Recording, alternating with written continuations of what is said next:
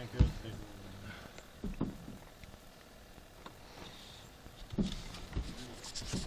Mittaa etäisyys.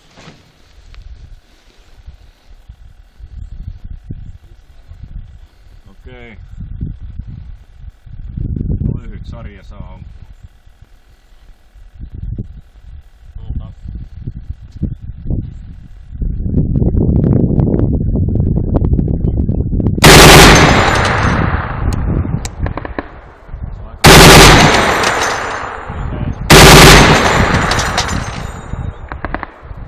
Aika lailla keskellä. Miks meni? Ensimmäinen sarja ainakin meni aika laille keskelle juu ihan. Joo. Mut ampusitko sä, tähtäsitkö siihen tornin keskelle vai siihen niinku koko kohteen keskelle? Koko kohteen keskellä. Hyvä. Ei, kyllä se menee ihan sinne kun pitää. Otas vielä 3 sarja. Saa ampua 3 sarja.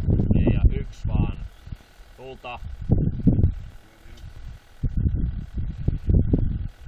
Kun saadaan huomioon, niin silloin painetaan liipasimet jo pohjaan.